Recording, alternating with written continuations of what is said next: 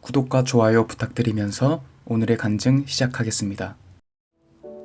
한나땡님의 묵상 간증입니다. 심판의 축복. 엄마 안녕? 신나게 유치원으로 들어가는 아이의 뒷모습을 보고 있자면 저도 모르게 싱글벙글 웃음이 나옵니다. 어떤 이에게는 당연한 이런 광경이 저에겐 너무도 부러운 모습이었기 때문입니다. 저는 아이가 돌이 되었을 때 남편과 이혼하여 홀로 아이를 양육했습니다. 일은 나가는 것 외에는 개인적인 약속 하나 잡지 못하고 아이 양육에만 힘썼습니다. 그런데 아이는 5살이 되면서 극심한 분리불안 증세를 보였습니다. 처음에는 잠깐 이러다 말겠지 하는 마음으로 직장에 휴가를 내고 아이와 즐거운 시간도 가져보고 달래도 봤지만 아이의 증세는 점점 더 심해졌습니다. 유치원은커녕 제가 없이는 어디에도 가려고 하지 않았습니다. 아이는 매일 유치원에 갈 수 있어요 라고 약속하다가도 유치원 문 앞에만 서면 사색이 되어 울부짖으며 도망갔습니다.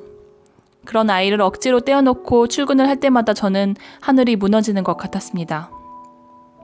아이의 분리불안이 지속되면 공황장애로 이어질 수 있다는 말에 정신과 상담을 받으러 갔습니다. 모든 상황을 들으신 선생님은 양육자가 한 명이기에 아이의 무의식에 있던 불안감이 드러난 것입니다 라고 말씀하시며 어릴 때 드러난 것이 축하할 일이라고 말씀하셨습니다. 설마 했는데 역시나 저희 이혼에서 비롯된 문제임을 전문가로부터 확인을 받으니 가정을 깨트린 것이 얼마나 가혹한 죄인지 다시금 깨달아졌습니다. 그 후로 매일 아침 울부짖는 아이를 볼 때마다 저 대신 피투성이의 모습으로 괴로워하는 어린 양을 보는 것 같아 눈물에 회개를 했습니다. 아이에게만큼은 저와 같은 상처를 주고 싶지 않아 남편과 이혼했는데 혈기많은 아빠와 살며 받는 상처보다 아빠와 함께 살지 못해 받는 상처가 더욱 꺼지지 않는 불같은 상처임을 알게 되었습니다. 힘들어하는 아이를 지켜보는 것 외에는 아이를 위해 제 힘으로 할 수 있는 것이 정말 하나도 없음이 깨달아졌습니다.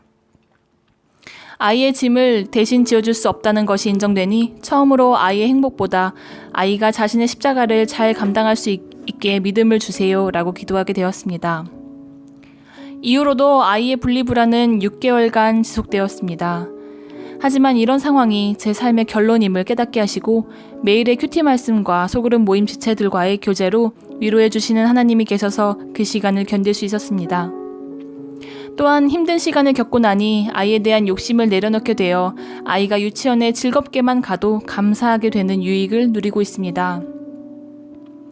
이혼의 죄와 아이를 제 소유물로 여기며 행복한 삶에 집착했던 죄를 회개하니 말씀대로 제 죄를 심판받는 것이 축복임을 깨닫습니다. 아이에 대한 걱정이나 욕심이 올라올 때마다 하나님을 의지하며 마음을 지키는 제가 되기를 소망합니다. 적용하기. 아이가 분리불안으로 힘들어할 때 섣불리 나서지 않고 먼저 하나님께 기도하겠습니다. 이혼을 고민하는 지체들에게 저희 간증을 전하며 가정을 지키도록 돕겠습니다.